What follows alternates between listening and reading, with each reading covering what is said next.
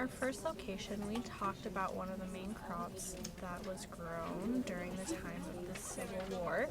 So now we're going to talk about another one, which is cotton. So we're going to come to the Eli Whitney Museum and Workshop in Hanford, Connecticut. Eli Whitney was an important person at this time. He invented a machine called the cotton gin. And this machine made it a lot easier to produce cotton, to mass produce it, so it could be sold on a larger scale. So we're going to come into the street view and just take a look at this workshop and museum.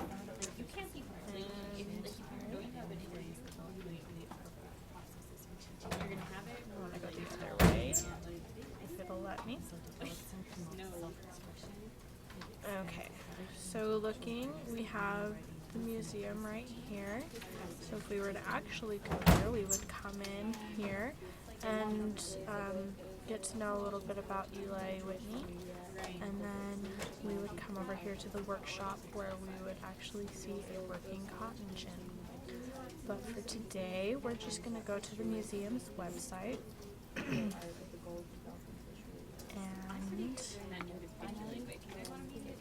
if it'll take me there. There we are.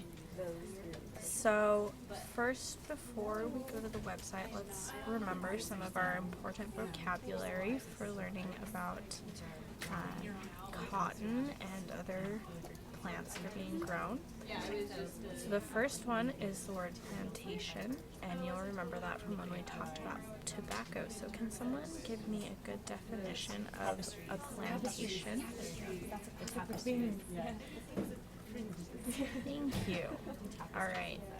The next important vocabulary we're going to talk about is the word money crop.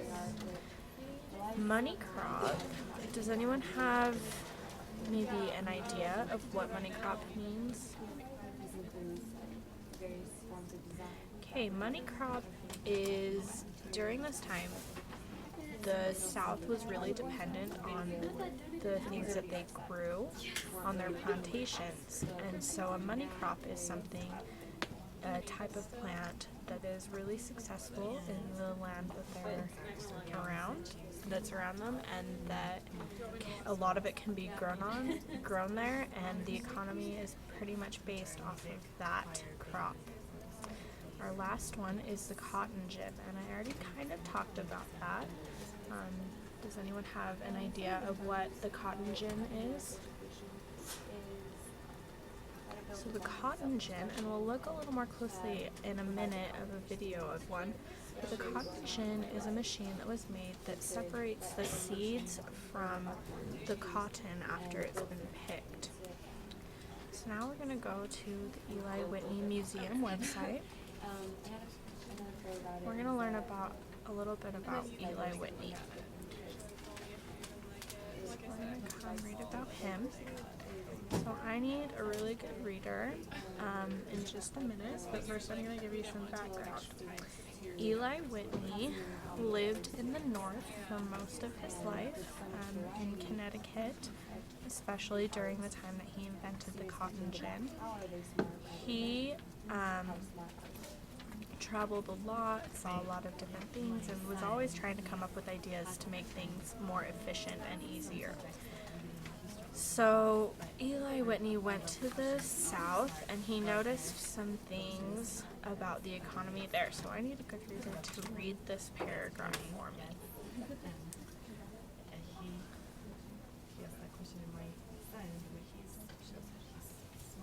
Alright, what are some things that we notice from this paragraph about the land and about the crops that are being grown there? So from it we can tell that things weren't as efficient as they could have been in the South at that time. We see that tobacco depleted the soil, and that cotton really wasn't very efficient at that time to grow. There wasn't a lot of money that came from it because it just took so much labor to grow it and to process it. Now we're gonna come down here. So Eli Whitney went and traveled around and saw some different things in different places with machinery, and he finally came back to Connecticut, and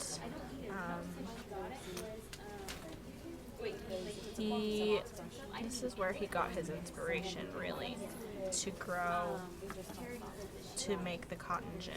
So I need another reader to read this one, and everyone else should be following along.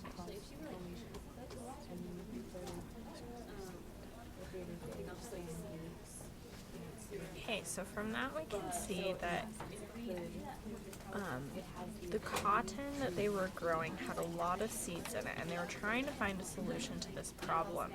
So Eli Whitney came up with a machine called the cotton gin that separates the seeds from the cotton. So we're going to come here and find our video to see how that machinery worked.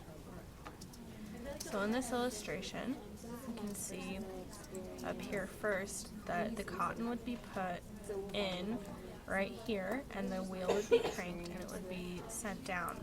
So then if we replay this video, we can see it coming down, and it's separating the seeds, and the nice fluffy cotton is coming out here. Okay, so in your groups now, I want you to get together and talk to each other about how you think the cotton gin may have affected the South at that time. While you're discussing, I'm going to put up a map that shows where the cotton was primarily grown. So we can see it was really grown a lot in the South. So if Eli Whitney lived up here in Connecticut in the North, we can see the cotton was mostly grown in the South, especially in Mississippi, Alabama, Georgia. Talk with your groups for a minute, and I want you to talk about what you think the cotton gin meant to the South.